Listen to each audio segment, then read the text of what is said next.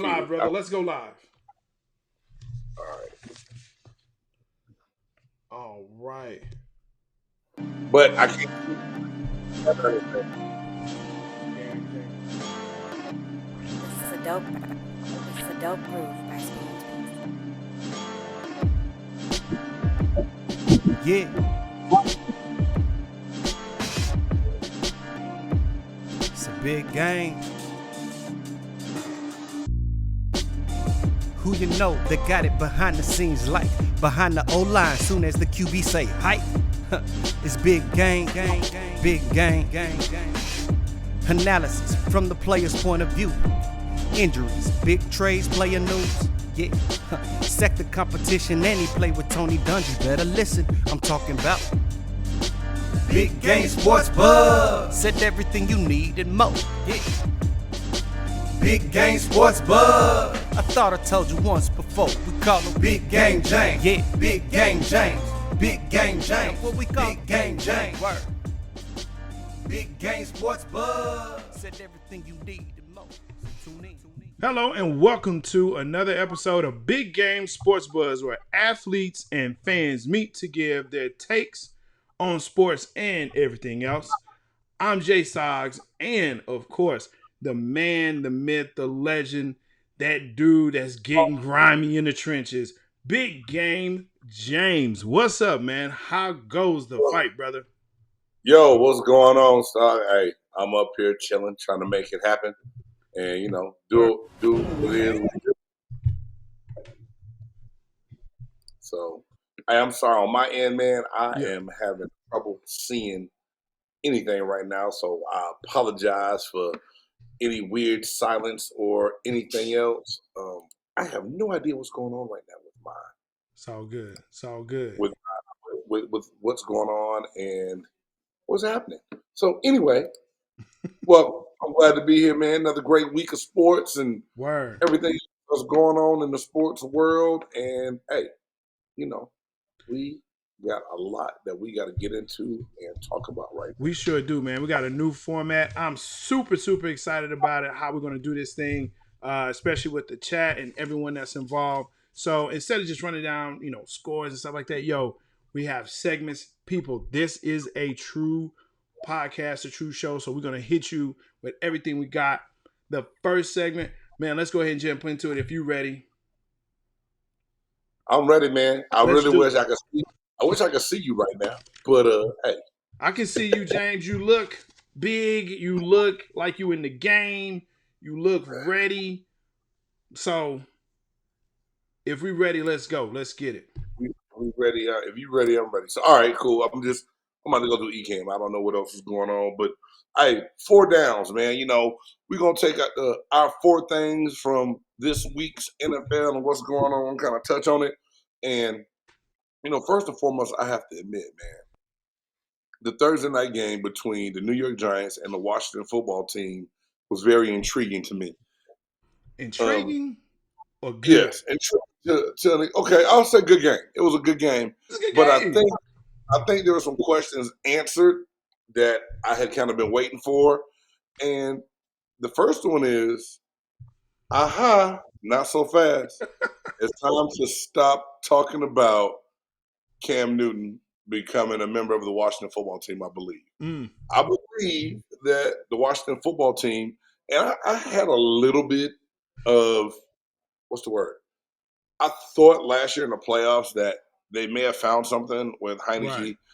Still wasn't really sure and understood why they brought in Ryan Fitzpatrick. Right. But Ryan Fitzpatrick going down, them giving this kid a chance to really audition for this job, I think worked out really well for him. Some people might argue with me and say that the Giants blew a game, and that's a whole other topic, and I'm going to talk about that also as well. They let one get away, but at the same time, besides the one pick he had late in the game, the kid played really well, and I think he established himself as the starter for the Washington football team. And if he continues to play well with the defense that they have, they're going to address other needs that they have when the draft comes up and build around this kid. So I'm not. That's me. That Taylor Heineke proves that he's worthy of a starting spot. Daniel Jones also looked like an NFL starter in that game. I mean, granted, he was running for his life. Their O-line was beat up. Wait, what's that look about? Okay, yeah. Let's see. Oh, Apparently, you can see me now. Okay. Hey, see, so the O-line was beat up, Yeah. banged up a little bit. He came out, didn't do a bad job. So that's why I said that game was intriguing to a sense to where it became more about the quarterbacks than it was football teams that we were going to end up talking about this week if we talk at all. And it was because of the quarterbacks Right. and the lack of a superstar that made me write this down for my 4 downs. And the lack of a superstar, I'm going to say, is Saquon Barkley. Saquon Barkley, after the one good touch he had, was pretty much non-existent to me. Ooh. And he's showing signs of struggle. I mean, you saw the game, right? Yeah, I watched the game. You wouldn't call Saquon Barkley's you wouldn't say Saquon Barkley struggled? You know, my thing about that, and you definitely can talk about this when you come back from injury, especially like that, you know, you start easing back in. I think they try to put a lot on his shoulders. You know, you have a quarterback that realistically is the second year in this system. But yeah, I mean, I got you, man. Yeah, look, he's the star. He's the man. So you got to be the man. He's got to be that guy, right? Yeah. The character. And you know what I think it is? And call me crazy, and a lot of people won't agree with me, but at the same time, you know, I could care less if you agree or not, because I have a point of this, and I know what works and doesn't work. Saquon Barkley had to get himself right off the ACL. Yeah. They really held him back and limited what he did in the preseason. Yeah. And now I think those same preseason games that he didn't play in is what he needed to be ready when the NFL season kicked off. Saquon Barkley wasn't ready to go, and really it was because of the lack of preparation going into the season. Yeah. And if you feel any other way, please chime in and share for sure. But I really think that the lack of being ready is what caused Saquon Barkley to not look like the Saquon Barkley we've been used to seeing pre-injury. I got you. That's your first. So that's your first down. That's my first down. Now, if you, I don't know. Now we're gonna do this where I do my first, you do your first, and we alternate, or that's how we can do it. Okay, that's how we do it. Because on my first down, man, look. So the Saints, is it too early to say overrated? Maybe. Is it too early? I mean, come on. We all like, oh, I told you, Jameis. This is the guy, Sean Payton. You know, oh man, just why? And yeah, they had a lot of issues coming in, basically from the whole coaching standpoint, right? This is the team that had, you know, everybody decided to go eat. Someone had COVID and it was like, hey, let's go have a barbecue at the house. You know what I'm saying? Something like that. I don't know. It was kissing each other. I don't know. I'm not gonna say anything like that. All I'm saying is this: you know, when you have 12 coaches and 7 of them catch COVID. I mean, your special teams people, like the only people that didn't catch were like your coordinators. So, and this is what I wanted to ask you real quick. So if you have a coordinator that's sitting there, right, and you have your lines coach and your backers coach and your DBs coach and your running back coach and your special teams coach, like all those guys do something different to where the coordinator is not, you know, having to run to each basically group. Right. If those guys aren't there, what does that look like? I can't even imagine what a game looks like without position coaches there. I really can't. I can't see it, fathom it at all. Yeah. And it had to be one of the weirdest situations ever for a football team, for a head coach to go in and have that many coaches missing. Yeah. And then the lack of communication that it had to be in that whole. I can't even imagine it at all. Yeah. It's funny, you know, I kind of touch on the Saints also, one of my downs, because but a different aspect of what you had. Yeah. Like I say, it's one of those things, you know, we kind of talked back and forth, and I was like, well, you know, maybe it won't be so bad, but it was just the fact that, man, it was a beatdown, man. It was not even close with that game. Like it just didn't feel right. Like maybe we just crowned them too fast. You know, as Coach Denny would say, you know, we crowned him. We crowned him and we let him off the hook. I'm just saying, if you want to crown him, crown him. But that's how I feel, man. It's too early. Who we thought they were. Just takes the soup. I think it's one of those things where it's easy to kind of go like that and do that. But at the same time, I mean, I know. It's one game, and I hate giving anybody too much love or too much criticism off of one game. Yeah. But when the one game is against the Green Bay Packers, who were held in high regard, it's kind of normal, I think, to do what maybe we did and other people did. Sure. To write people off or anything else. Absolutely. Absolutely. And we don't know what Green Bay is going to look like this week. Right? So we just got to wait to see. Hey, what's your second down, big game? All right. My second down is going into the New York football Jets. I don't say football. The New York Jets and Zach Wilson struggling the way he did. I just think it's rough, man. It's, the stats he had, what's going on, what it looked like. It's 19 of 33, 210 yards, 4 picks, sacked 4 times. So do we just blame it on the offensive line not protecting? What's going on? I am not sure and don't know. But for some reason, I expected more out of Zach Wilson coming into this week and to kind of see what was going on. I was not really happy with it at all. Big game, let me break it down to you like this, okay? From my perspective, a fan's perspective, a person that plays fantasy, a person that plays pick'em. If I was a betting person, which I'm not, because I don't do that. I don't get it. But hey, if I was, here's what I do. And I'm let out a little secret in my pick'em, league. Anytime I see anyone that's playing the Jets, I pick against the Jets, and my confidence is the highest number they give me, which is usually 16. Because I know I'm going to win that. I'm going to get 16 points off the Jets. That's automatic. Because they're going to lose. It has a culture of losing. It has a culture of losing. And so you put in a rookie quarterback with a shaky line at best, no real running game. What kind of weapons does he have? And does anyone know who plays on the defense? I know. I don't have a real good idea of who their defense is right now, what identity they have. Now, their coach coming over from San Francisco is a defensive guy. You think they take on that identity. But right now, it left, wow. It left a lot to, like I said, the Jets on my confidence meter are always 16 against. The next would be Detroit. So, it just flips and flops, man. You let me know last week about how you really feel about Detroit, man. And that was hilarious, man. And just, not to cut you off and anything else or be weird in the show when people hear audio.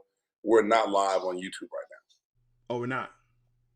No. I just tried to pull it up and I don't see us at all. All right. So I don't know if this is all for nothing or if you're recording and we'd still be good with upload. Yeah. Says we're live.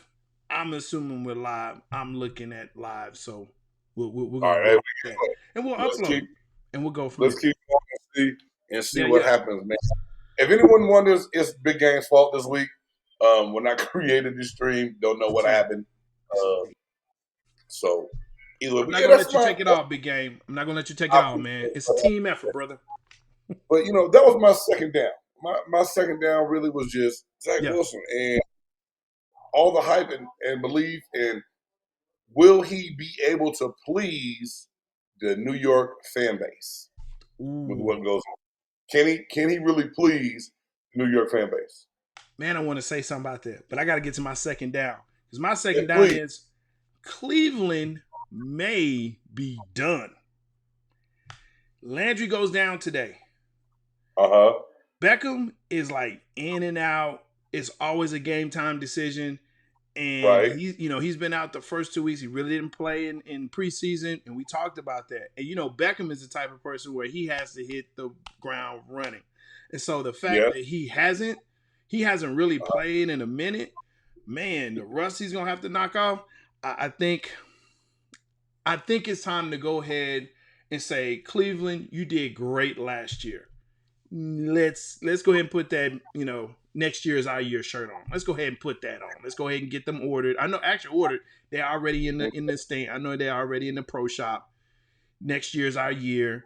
Put them on, Cleveland, and rock with it. You got the Rock and Roll Hall of Fame for you. So there you go. It ain't all bad in Cleveland. I mean, I can't agree with you on this. I think it's too bad. Do we know the extent of Landry's injury? We know it's a knee. We don't know how bad it is, Right. but I don't know. If you out, and from what I'm hearing, is not a good one.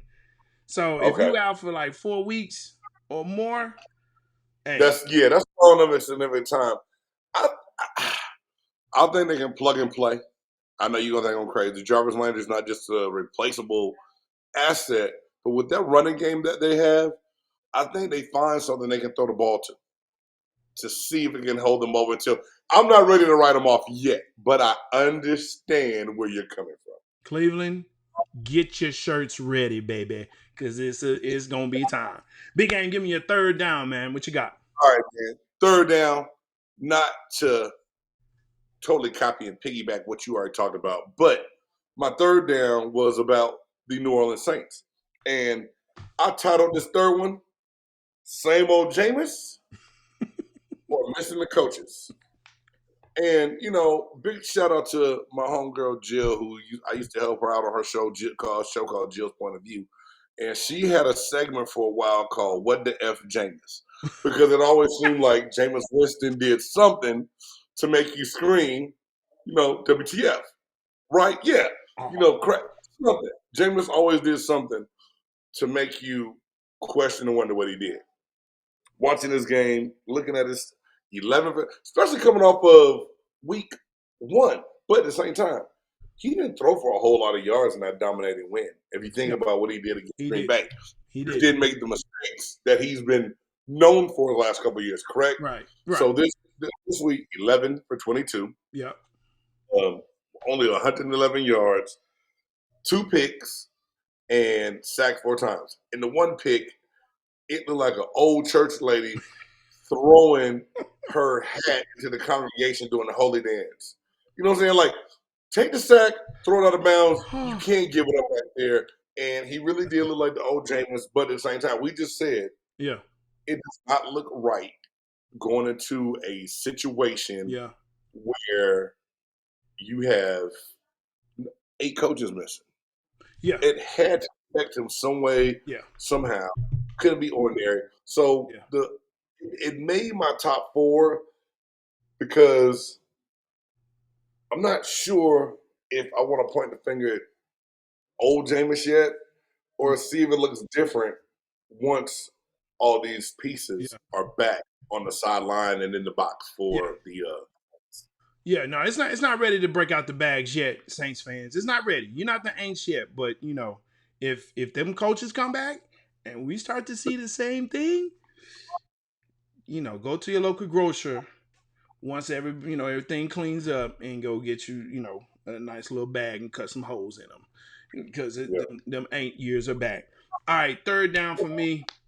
Yeah, when you say the Aints are back, wow. Okay, I like it. I'm here for all of it. Look, third down, Big Ben, bruh, you've had a great run. It's time to give it up. Go ahead. No one will be upset. Nobody. No, listen, Ben, we don't know each other like that. We tweet. I tweet. You don't really tweet back. You never reply. That's okay. Yeah, I follow. You don't really follow, but that's okay. Look, man, you done great. You got some chips. You're gonna go to the hall. Go home because you put up some yards, but you can't punch it in, and you're not mobile. Well, you really weren't mobile, but you're not mobile anymore, and people are really now they can just blow and you start to fall over. Look, man, it's time. It's time. It's time. It's time, and it's not going to get any easier because that division is getting better without y'all. Well, I don't think I can argue with anything you just said on that, man. I really cannot. I can't dispute anything you just said, except for the fact that I've already stated that Ben Roethlisberger was done. I don't see what it. I'm a big Mike Tomlin fan. You know what I'm saying? Mike Tomlin was one of the coaches on staff when I was in Tampa. To see the kind of work that he's put in to become the coach that he is, I really, really, really don't get why he is putting all his egg. He putting his money up for Big Ben. Like, I wonder if it's ownership. I wonder what it is. I really don't get it. I do not understand what it is right now. And what, why Big Ben keeps getting so many chances. You know what I'm saying? Like, I really, really, really.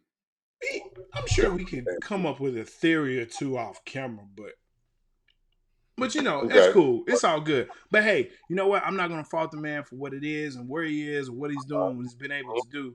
But it's just a fact of, at some point in time, even I had to say, okay, look, I'm not gonna make it on this level. I'm semi-pro. Yeah, woo! It's time to go home because you know what? That stuff hurts every day, man. So it's time to hang it up. You got there. You got there. Go ahead, hang it up. Yo, Big James, you know what this is, right? You know what that means, right? When you got that fist up, fourth down, baby. Fourth down. Fourth down. And what you got? Man, you don't laugh at me, don't judge me, but I was kind of waiting for this game to end, and since it ended the way it did, I had to come up with the question for my fourth down. Are the Arizona Cardinals and quarterback Kyler Murray ready to really compete and challenge in the NFC West this year? They're winning, man. They're finding a way to win games. Like, yeah. Are they a sleeper team that we need to think about? Still not enough defense played out there, but I like the way Kyler Murray is looking so far this year. So my fourth down is are they? And I'm gonna tell you what I almost had for a fourth down until I saw who they played next week and I couldn't do it. Teddy Bridgewater and the Denver Broncos. They play the New York Jets next week. So that's that kind of just that kicked them off the board. That just 16. Made them go to that made them go to tailgate. They went to tailgate status on me with that one. Hey, so, Frozen Tundra League, I'm telling you right now, that's 16 points right there, bro. So you can put it down. We can all have 16 points. They're winning. Teddy's gonna win on that one. Right, exactly. So that's my fourth down, and I really would like to hear your take and what you think about Arizona. And how do you think they look? Yeah. And kind of to piggyback on yours, my fourth down, pretenders versus contenders, man. Look, is Arizona there?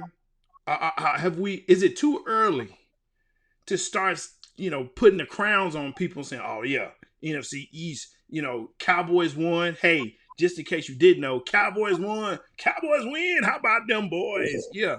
But they beat a good Chargers team. But, hey, who knows what's going to happen in that division? Who knows what's going to happen? I need you to hit a button and say, bruh. We need a bruh button. They beat a what team? A good Chargers? Okay, go ahead. Good Chargers team. Okay. That's, we played two great teams in the first 2 weeks, and we're coming out 1-1. I'm good with that because, hey, that's what we're supposed to do. But my thing is, I think it may be too early for pretenders and contenders, but I think there is starting to become a little bit, especially with Tennessee. I was really hoping that, it would be a game, but I mean, they're still rolling. It's like 30 seconds left, but hey, are we sure that Tennessee is really the team? They look like they got all the pieces. I feel you. I'm not sold on them being that squad that we have to. Yeah. I thought differently also. I didn't think they would lose week 1. Yeah. I thought that they would be a high favorite in the AFC. Yeah. And a lot of that has changed for me right now. Oh, Not saying that they can't do it, but right now, yeah, it's changed for me a lot. Yeah. All right, so hey folks, that's fourth down. Make sure you hit up Big Game James and myself, J-Stog. Let us know what you feel, what you think. Hey, what would be your 4 downs? What's your 4 takeaways from week 2, from week 1, heck, even preseason up to now? Because a lot has changed and continues to change in the landscape of the NFL.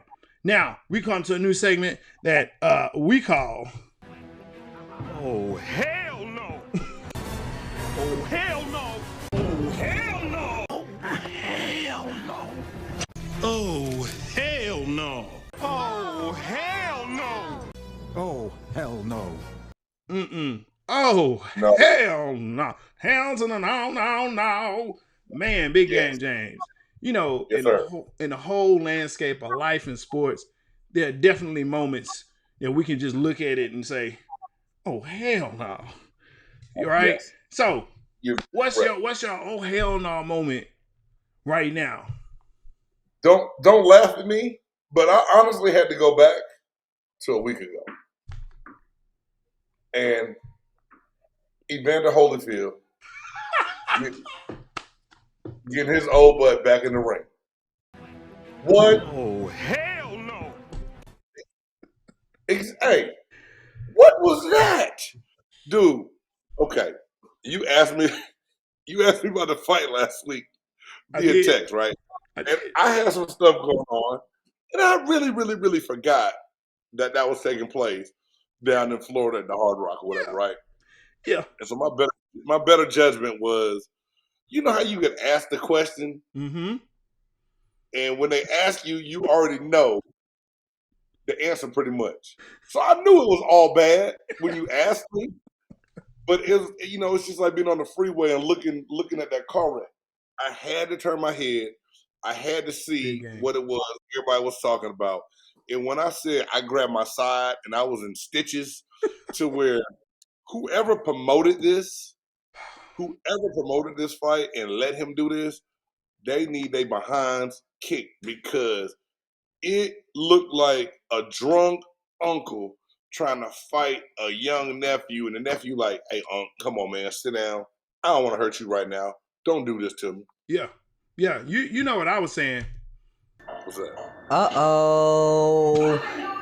Yo, I was like, are you serious with this? Bro, what did I mean, is it for the money? What are we doing here? Oh my God. I'm like, look, it was almost as bad. It was almost as bad as seeing Pacquiao get knocked out. It was almost as bad as my man Lil Nate getting knocked out. And he had dirt all in his little hair and stuff. That was bad too. But when I heard about this, just like you did, I was like, oh man, why? Vander, you tarnishing what you had. Like, we just now are getting to the point where we can say, you know what? You really were one of the great heavyweights to ever do it. Right. Exactly. Like we were getting to that point. Because you know what? One of the things that, and I love the boxing game, I love the sweet science. And I'm a person that really loves to watch old film. Like I'm kind of like Iron Mike, when it's like, hey, I look at, Joe Louis and I look at, Sugar Ray Robinson. Like, that's me, man. I'm like, oh, okay, I'll watch this. And when I saw the career of Holyfield, I was like, dude, he's legit like one of the greats. Mm-hmm. But then you do this. Right. Can we just go ahead and say that was anything but real deal? Man. I always like go back to the Chronic album, and that's realer than real deal Holyfield. Man, if Snoop could re-record that and Drake could re-record that song right now, they might take that line out after that fight, man. Hey, man. Oh, hell no. Bro, that's the realest of the real. I don't even want to say about it because that one is the best. Hey, that's what it is. We're going to end the segment right there. I'm not even going to say nothing. Hey, I got another, I'll say that one. I have another one. What's another one? It's going to be quick and it's going to be short.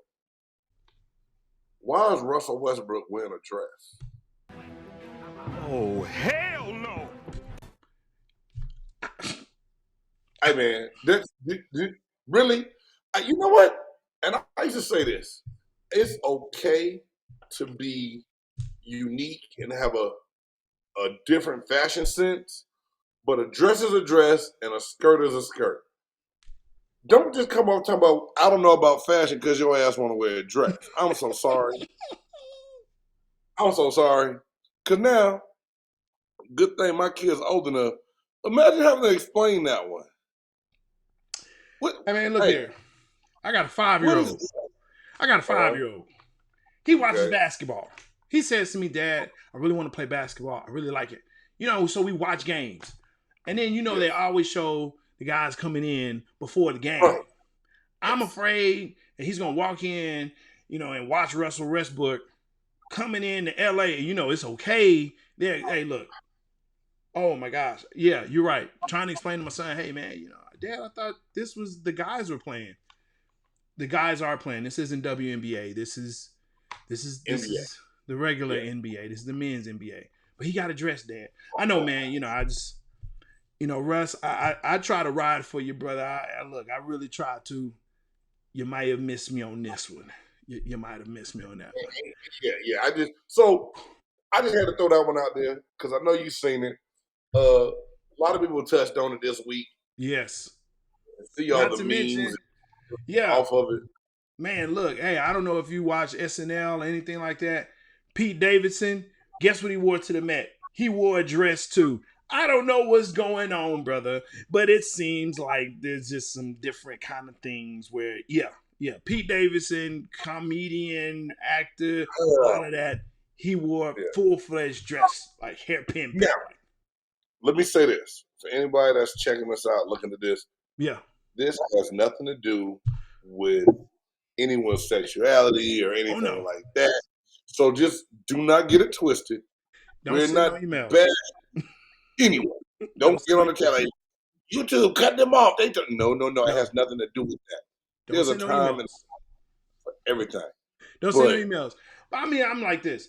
If that's who you're going to be, that's who you're going to be. As long as you're not hurting anyone and as long as not impeding on anyone, all I'm saying is just make sure your color palette and your color wheel works with your skin tone and your face. You know what I'm saying? It just makes sure that it fits right.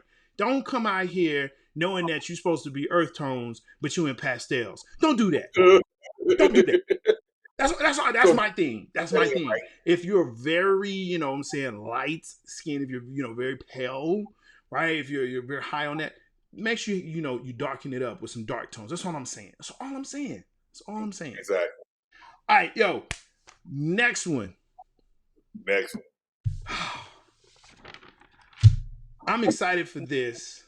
I'm really excited for this because this is near and dear to my heart.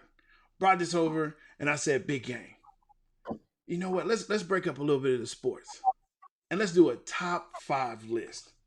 So the way I usually intro this is, some people, they have lists. They have a top 100, top 50, right, of all time, top 10. Nah. Top 5. Because here's the thing about a top 5 list, right? You got to take somebody out and leave somebody in. And the thing is who do you leave in and who do you leave off? And there's no honorable mentions in this list. It's 5 of them. So this week's topic, so excited. This week's topic, top 5 rap groups of all time.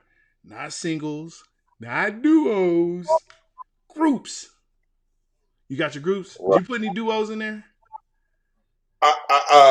Yeah, I had to. I'm not gonna lie to you. I had to because me being of the descent I am, if I would have left this duo off, I might not be able to go back to my hometown. So whether you like it or not, I don't like it. I have a duo on here. I don't like it. Guess what? You don't have to like it.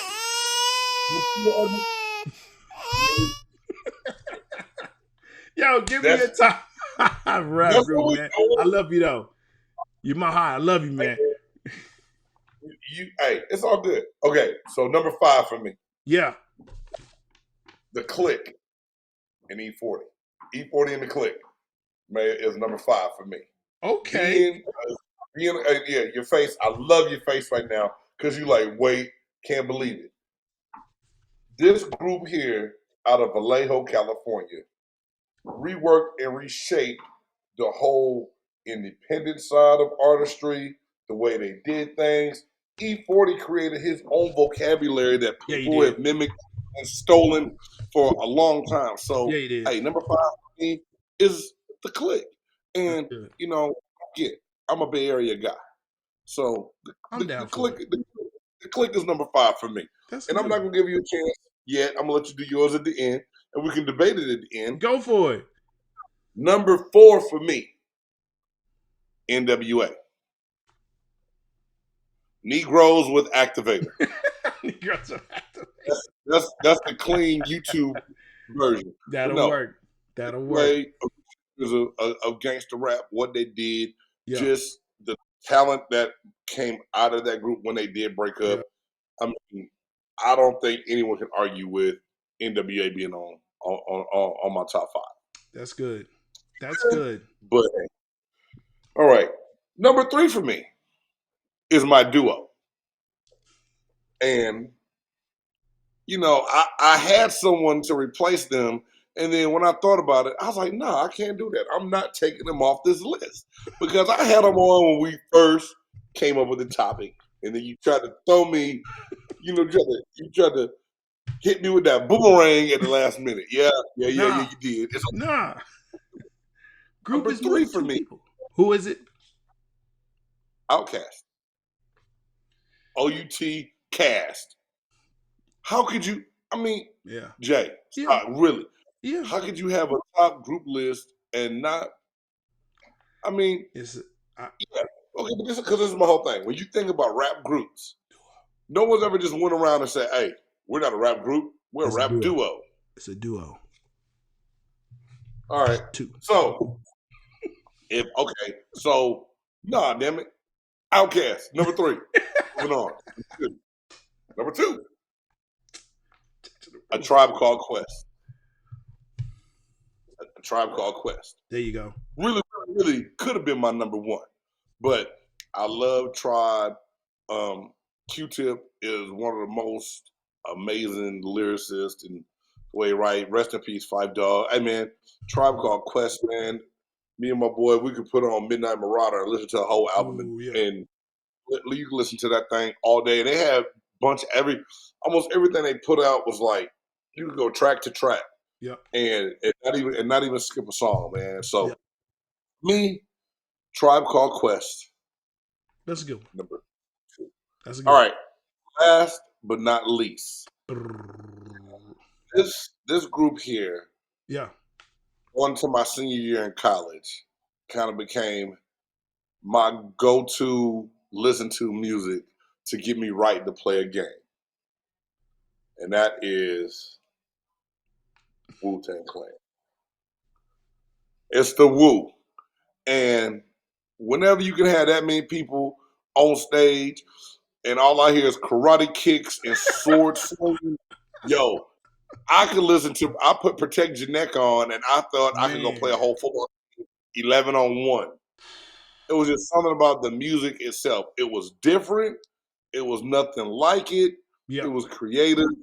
And it reached so many different people as far as like crossing over, and it's real music to me. And a lot of people are like, well, a lot of people complain about Wu's catalog. They have enough in their catalog for me that I can put them as my number 1 group and feel confident and like what I picked and ride out with it. So that's my top 5, dog. You know what I'm saying? The Click, NWA, Outkast duo, Tribe Called Quest, Wu-Tang Clan. Duo. So see, here's the thing, man. Okay, look, I'm actually we're vibing on the same on the same one. Tribe, and I don't put mine in a cat, 1 through 5. Some people do, and I don't judge them on that. That's on you. Okay. I'm just like, hey, I put them in a pot, and just depends on what I feel Boom, I'm there. Your moves go reach into that pot and get what you need. That's it. You That's it. You know what I'm saying? That gumbo mix. You got that gumbo mix. I like it. Hey, you know, baby. But look, Tribe, they're on my list for sure. Okay. NWA on my list. And of course, the Wu, they're on my list. No doubt about it. But I had to put the other two that you talk about. They're all good. And of course, Cass, that's me forever, man. Hey, since 94, I've been down. You know what I'm saying? Like 4 flats on the lack. But here's my thing, man. No boys in the Cadillac. Hey, already. But my other two that I have on my list, though, Goody Mob, because I wanted to stick with the South. I love what they've done. You know, to me, they're kind of like the Southern version of the Wu-Tang. You know, so it's like, all right, everybody has something different. Everybody brings their own energy. So it's like, ooh, okay, yeah. That, to me, Goody Mob, every single one of them, you know who they were, and it was like, I like this cat. And Jay, hey dog, it's so funny because when I came up with Outkast, I was like, well, damn it, I'm gonna say the whole Dungeon family. And you would have been good. And I was like, no, I'm gonna do good. I said, I'm gonna do Goody Mob. But Big Boy goes back to Atlanta, Georgia.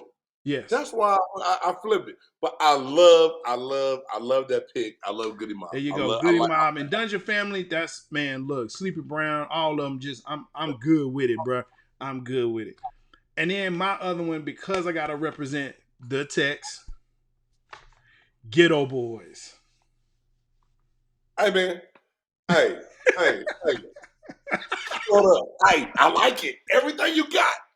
Hey, man. You know what's funny? I said that the Ghetto Boys was my adopted favorite group now that I've been in Texas for as long as I have.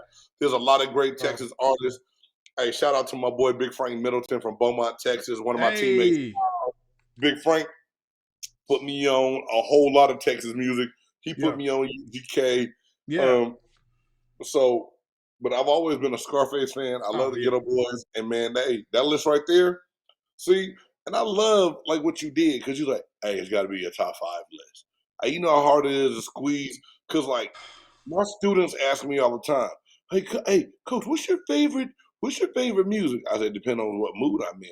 I can't tell you like one favorite artist, one favorite song, because I believe music touches your emotions, right? Absolutely. So depending on how I'm feeling that day, you know, I could be a little Boney James, you know, a little James going on, a little jazz, you know what I'm saying?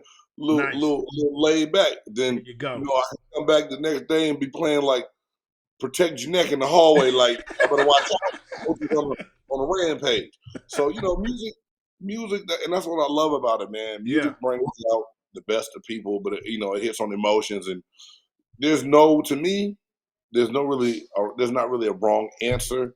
It's just a way people feel about different artists. But I could take those two that I didn't have on mine off of yours and work them in. Oh, for sure. And be totally happy with. Like if I was stuck with your 5 and my 5, and that's the only music I had to listen to for the end of time, I was still. I mean, only groups I had to listen to. I can't say only music because there's a lot of individuals that I would miss. But you get what I'm saying. Oh yeah, no, I feel you. Look, you know what I'm saying, and it was funny because I had to check myself and say, okay, I said groups, so I need to make sure that I'm true to this and say duos don't count. They gotta have more than 2. Because look, we definitely can go into a top 5 duos, and that'll be a next show. We can't do it now, but that's definitely a next show. And we can look at the rap duos because we're definitely gonna touch on music. But hey, man, we're gonna have a top 5 list for everything in the world. I promise you. So stay tuned for that. I like it. It's gonna be good. What's the next one, man? I know we're getting towards the end here. Hey, well, we did our 4 downs. Yeah. We did. Only thing we hadn't done is who you got? Who you got? Who you got? And you know, mine, man. I tried to keep this simple, especially since we're looking at the way this NFL season is kicking off. Yeah. Looking into next week, who's someone or a team that I'm gonna ride out with and say that I got them, sure bet, put my money on them for next week. Yeah. And, you know, I wasn't really sure I was going through it. I'm watching all these games today, and I'm Mhm. scratching stuff off. And like I said, I wanted to talk about Teddy Bridgewater's performance and what he was doing. And I'm like, who you got? Hey, next week, I'm talking about the Denver Broncos, and they're looking a lot better than I thought they would. Then I saw that they was playing the California School of the Blind next week, so I couldn't even put them on my who you got. I had to get rid of them. So, hey, and my wife, every time I say California School of anything, I Yeah. think my wife would fight me, man. You know, she straight up LA to the bone, dude. And she's Oh like, well, no. I gotta be California. I was like, that's like for real, but it's not. They're not playing nobody. Not the shout out to my people that went to California School to Death. We don't For want no real, like, emails. We don't need no yeah, no. emails. Well, I almost said they're not listening to us right now. But they could be reading captions. Hey, we don't want no emails. We I'm love sorry. deaf people. All right, cool. So next week, Who you got? I think I told you the wrong game, but next week, Yeah. I'm interested in seeing the San Francisco 49ers and the Arizona Cardinals next week. Man. That's one of my who you got. Man. And I think Jimmy G is sitting back just smiling right now. He's playing good. He's not playing not super like blowing the doors off stats, but well enough to where if Trey Lance doesn't get in the game, he plays strong, they win, compete in that division, make the playoffs, he's going to get a payday from somebody. So I think, one of my who you got is San Francisco versus Arizona. And I'm going to pick the 49ers because of how they look on defense right now to win that game next week. I could be wrong because they did suffer another injury at the running back position today. Yeah, they did. But at the same time, I'm going San Fran because they slowed Philly down and Philly looked like the week before they might have a little bit more success. So anyway, San Fran, I got another one. Yeah. My Tampa Bay Buccaneers versus the Los Angeles Rams next week in LA. You know about that one, huh? Oh no, no. That's an interesting. That's a great matchup. That's an interesting game, and to me, the target is on our back. You understand? I know that you know what it's like coming in as the defending champion. Everybody wants to go out and have their best game against you. Mm-hmm. To me, the Rams took a little bit of a step back on defense today against the Colts. I don't know if the Colts are much better or, you know what I'm saying? Mm-hmm. But at the same time, for the Falcons to put up 25 points against our defense, I wasn't real happy about that. Yeah. So it really, really, really intrigues me to see what that game is going to look like next week. And we're on the road going out to LA. So yeah. That's the game. I'm not going to tell you who I got until next week. Cool. Man, you know who I got. You know I'm riding out with the flag. I'm riding out with the flag, man. But I really do think that that's a good game. Want to see. And then what I wanted to touch on today, I said I was going to pick 3 for this segment. Don't ask me why I did that, Jay. Yeah, but you said 2. I did say 2? Yeah, we said 2. But go ahead. I see how this runs. I'm seeing how running. You don't pick groups. You pick duos. We tell you to pick duos. Pick groups. You pick duos. We say, hey, we're going to do 2. And you're like, nah, I'm going to do 3. You're like, look at my cup. Look at my cup. Big Game James. Look at my cup. Look at my cup. Big Game James. All right, cool. I'm going to stop. No. My thing is, I want to hear your third one. I'm going to write it down. My third one is, who you got is, will these people who suffer these injuries be able to bounce back next week? Because there was a lot of injuries that happened today. Yeah. And a lot of people did not return to games. So, you got Tua got hurt. Yep. Tyrod Taylor was really going to be my player to watch next week. He left the game. Yeah. So, not knowing what that status is going to be on him. Yeah. Andy Dalton went down, which might be a blessing in disguise for the Bears. Carson Wentz did not return in the fourth quarter when he got hurt against the Rams day at home. Now looking horrible. Pittman's a baller. Yeah. Anyway, so with that being happened, and then Brandon Jarvis Landry, we already talked about it early. that coming out. How can Cleveland rebound without him? Yeah. And then Brandon Graham for the Eagles hurt. So it's kind of more like an injury thing. Yeah. Really to watch out and see how those players, if they come back, if they Right. don't, how to fix those teams that's missing those players. Yeah. But, realistically, man, that's what it was. So, yeah, it wasn't really 3. It was 2.5. And if you got something else to say about it, hit the baby button. Wah, I don't care. It's all good. Cool. It's what it is. Good. Because I want to do that anyway. Because I think it fits. All right. So, who you got? Actually, you just touched on it. And I think everyone is now kind of looking at it from the standpoint of, I was talking to my San Francisco insider here. And I was like, hey, man, I think Trey Lance, I think there's a controversy there. I'm just trying to, really kind of get a hot take and see where he is. He's like, look, I watch every single San Francisco game. I am there. I'm seeing what's going on. He said, no, not so fast, my friend. Garoppolo is still the man there. There's no issues there. Trey Lance is a year away at least. So Jimmy G's the guy. So who I got? Jimmy G. I think, especially with the performances this past weekend, I'm looking at him. Maybe not so much the whole team, but definitely Jimmy G. And then my next one, hey, man, I may have to put all my chips and go all in on Vegas. Wow. Like, they actually look like a good team that can do some things. And they did that without Josh Jacobs. Can you believe it? Bro, I mean, it's like, I don't know. I've always said that Gruden got his chip from Tony. Like, he should have sent his ring to Tony Dungy. That's just my belief. That's the truth. That's my belief. That's my belief. That's another segment of the show we can talk about. I'm right there with you. But, I mean, I'm looking at this team, man, and, they going back and forth about Carr and, the defense and what's going on. And, I'm telling you, man, that team, they made Ben look like, real human.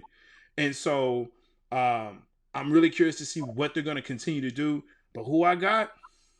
Hey, the Raiders. That's it. Hey. That's it. Well, big game, I think our time is just about done. Unless you got, you know what I'm saying? Go ahead, lead us out there, bro. Well. Oh, hell no. Oh, hell no. Hey, you got jokes. But don't forget. Hey, man. Also guilty. Hey, man. What's up? This guy's got jokes, y'all. We forgot about big game. What we forget? You forgot about Game's Extra Point? I sure did. That's why I say you got it together. Hey, man, guess what, though? It's all good. There you go. And today is one that I had to go to and I had to think about it a little bit. And I didn't want to get on a super serious side. And I'm going to NCAA football. HBCU, historically black colleges and universities. And I've got to say this, that I think that my man Deion Primetime Sanders is really, really, really good for HBCUs and the game of college football right now. A lot of people will always say, like, well, why does it have to be emphasis on HBCUs or black or anything else? And the reason is, think about it, at one point in time, we weren't afforded the opportunity to go to, predominantly white universities. It just wasn't there. We had to go to historically black schools. A lot of schools want to let African Americans play for them. Yeah. And when things changed, we kind of ran off to that thing. Like I always tell I told my son, my whole goal playing ball was to go D1, play D1 football. And by me doing that, I ignored a lot of the heritage and things that I was raised around growing up in the South and kind of put that on the back burner because I was made to think and believe in my mind that if it wasn't D1, it wasn't prestigious enough to be a part of. I think just the whole landscape of Deion Sanders and Eddie George and other former NFL players being advocates and really talking about it is, you see commercials now where the Marriott Hampton Inn commercials with all the mascots. He had the Southern Jaguars mascot in there. Things that people wouldn't have seen before.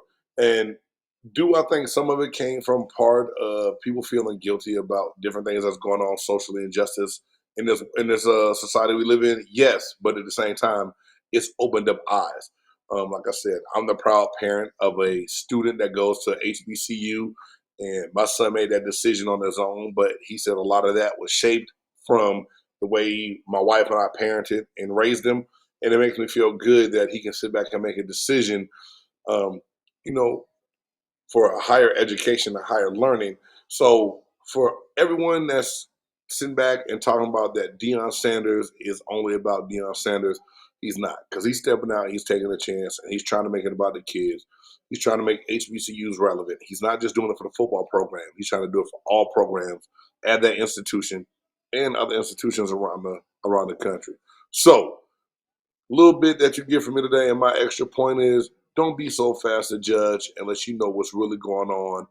And let's take people's kindness for what it is. Just them trying to do something better for other people. And that's Big Game's extra point. Beautiful, man. That's great. Yo, I'm J-Stog. That's Big Game James. Hey, make sure you hit him up on Twitter, Facebook, YouTube, Big Game James. You can hit me up also on J-Stog. But yo, it's been a pleasure. Big Game Sports Buzz, kicking it, giving it to you, where athletes and fans come to meet to give their takes. Big game. Who you know that got it behind the scenes, like behind the O-line, soon as the QB say hype. It's big game, big game. Analysis from the player's point of view. Injuries, big trades, player.